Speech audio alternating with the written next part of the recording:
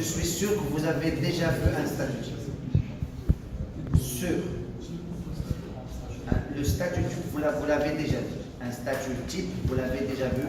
On le trouve toujours sur les murs des entreprises. Vous l'avez déjà vu. Non. Oui, c'est ça. Les règles, les règles.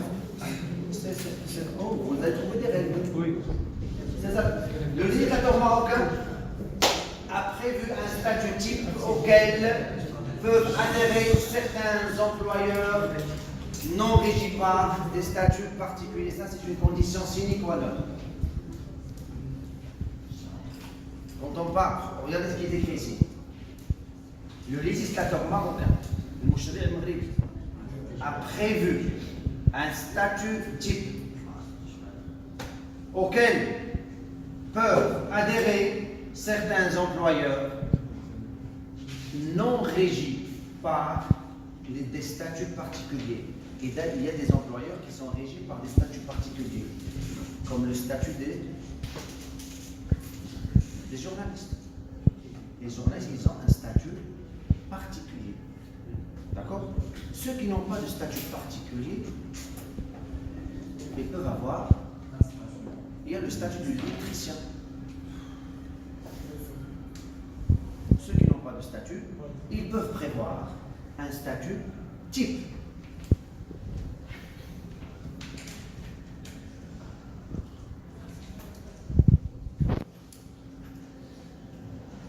Le statut type règle certaines questions relatives à l'embauchage. Bon, c'est un mot qui est très ancien. L'embauchage, c'est le recrutement. L'embauchage et le débauchage. L'embauchage, la période d'essai, le débauchage, le délai de congé, la discipline, etc. Bon, c'est un règlement, tout simplement.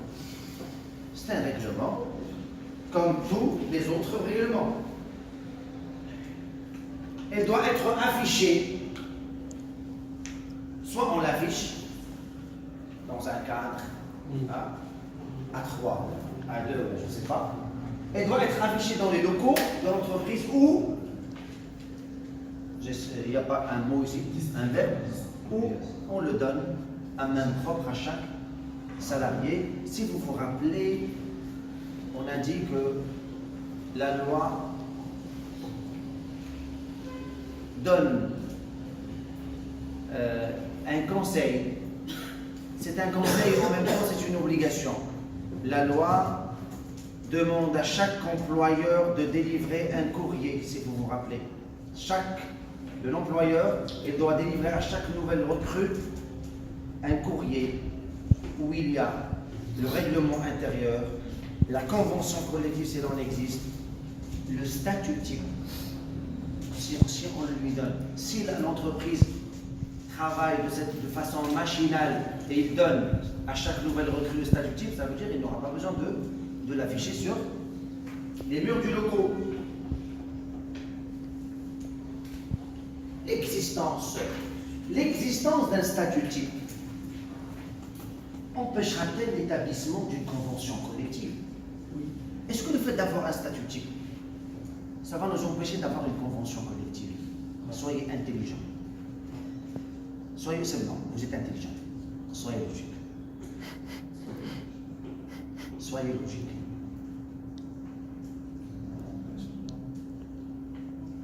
Non.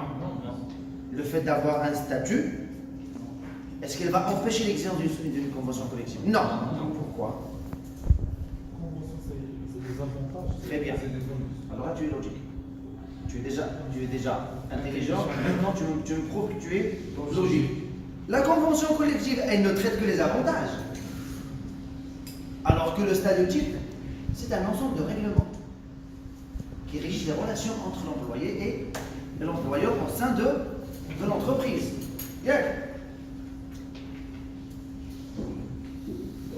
L'institution d'un statut type ne fait pas obstacle à l'établissement d'une convention collective.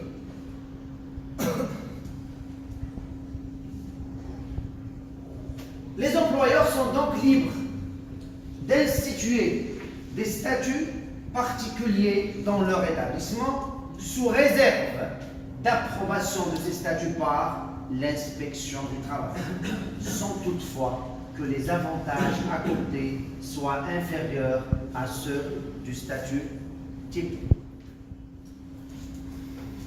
Est-ce que vous avez compris? Les employés, ils sont libres d'instituer des statuts types dans leur établissement, sous réserve d'approbation de qui? De l'inspection du travail. Ça veut dire l'inspection du travail, elle doit être d'accord pour instituer des statuts particuliers, sans toutefois que les avantages accordés soient inférieurs au statut. Le statut type, lui aussi, traite des avantages. Si tu veux instituer un statut type particulier, soit il va accorder les mêmes avantages ou des avantages supérieurs. Inférieurs? Non, ce n'est pas possible parce que l'inspection du travail, elle va certainement rejeter le statut particulier que vous avez proposé en tant qu'employeur. Est-ce que vous avez des questions? C'est bon?